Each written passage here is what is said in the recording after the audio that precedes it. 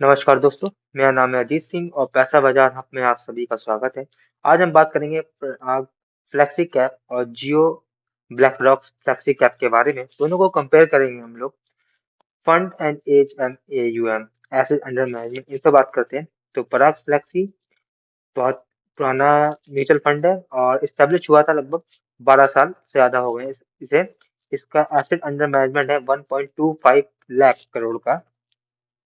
Black rock flexi cap की बात करें तो ब्रांड न्यू फंड है, 1 महीना हुआ है अप्रोक्स, और 1800 करोड़ का एयूएम है, जो कि कंसीडर किया जाता है स्ट्रॉन्ग एक नई फंड के लिए। एक्सपेंस रेशियो की बात करें तो पराग फ्लेक्सी का 0.63% है और इनका है जियो ब्लैक रॉक्स का 0.50%। तो इसमें देखें तो ब्लैक रॉक्स जीत जाता है। इन्वेस्टमेंट स्ट्रेटेजी की बात करते हैं। पराग फ्लेक्सी लो रिस्क वालों के लिए है और more like large cap heavy fund की तरह है, थोड़ा सा बिहेव करता है। जबकि ब्लैक रॉक्स की बात करें तो एग्रेसिव है फंड ये और डाइवर्सिफाइड है सभी मार्केट कैप्स में। अभी हम देखेंगे दोनों फंड्स का डाइवर्सिफिकेशन।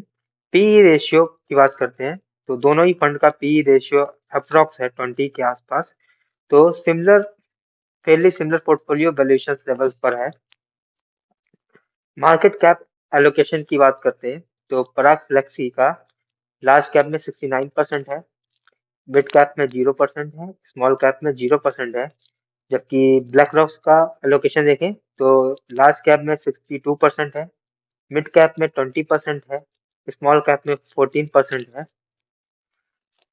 कंक्लूजन ये निकलता है, जो ब्लैक रॉक्स है वो 34% हायर रिस्क पे है मिड कैप और स्मॉल कैप की वजह से।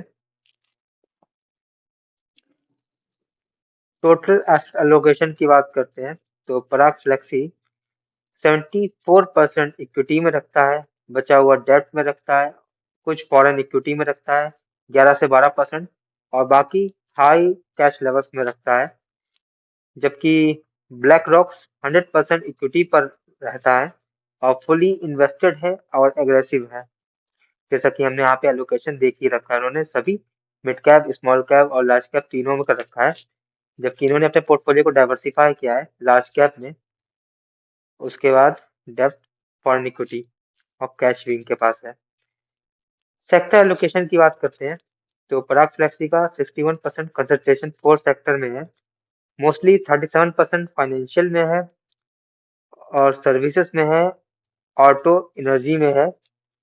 बल्कि जियो ब्लैक रॉक्स की बात करें तो 60% फाइनेंशियल्स में है, 27% इंडस्ट्रियल में है, टेक में है, कंज्यूमर साइकिल इंडस्ट्रीज में है कह सके। टॉप होल्डिंग्स की बात करते हैं तो पराग फ्लेक्सी का वैल्यू स्टाइल होल्डिंग्स में है, जैसे कि पावर ग्रिड, कोल इंडिया, अल्फाटेक यूएसए बोल सकते हैं। जबकि ब्लैक रॉक्स की बात करें तो इन्होंने हैवी वेटेज लिया है एचडीएफसी बैंक में, आईसीआई बैंक में, रिलायंस में, इंफोसिस में, एसबीआई में, एलएनटी में, टीसीएस में। ओवरलैप बिटवीन बोथ फंड, कौन सी ऐसी चीजें हैं जो दोनों में कॉमन है?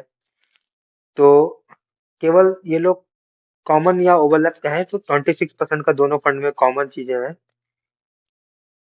दो